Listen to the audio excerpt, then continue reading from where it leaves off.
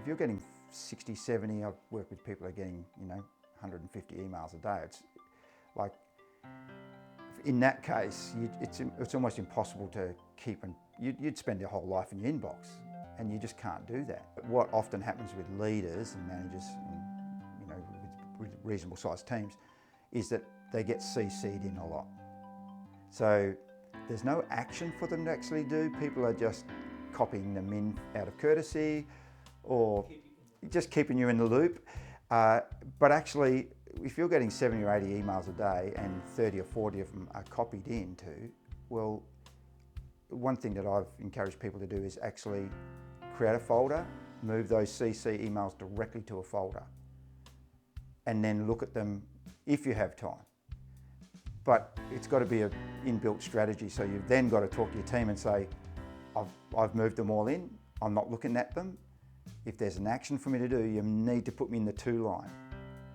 And I did work with a hospital, I won't name the hospital, a couple of years ago now, and I showed them how to do this, and the CEO of the hospital, the health service at that time, he stood up in front of his executive group and his EAs, because they were all in there, and said, I've just created a rule that's automatically deleted anything I'm CC'd in on.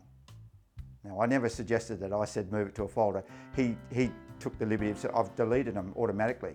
And there was a collective gasp in the room when everyone realised that. And he just said, I cannot do it. I cannot keep up with all the amount of emails I'm getting.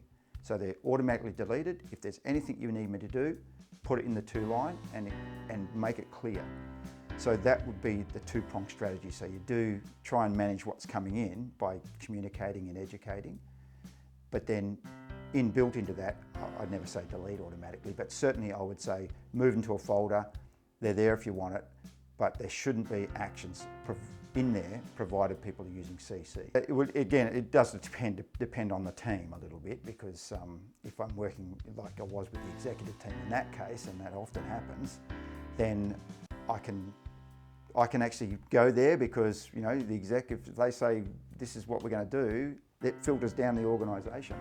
And so in that case, it was quite an interesting one, because then all the general managers that are in the room would have adopted maybe a similar tone and could have started talking to their team about, and so it would have filtered through, it was a fairly large health service, but still it would have had an impact. If I'm just talking with a team, well, it's harder then, if your boss is CCing you in on things because he expects you to be, or she expects you to be in the loop, and you're automatically deleting them, let's say, or putting them in the folder and you miss something, then you can't be out there on an island on your own. You have to, so I would tailor it.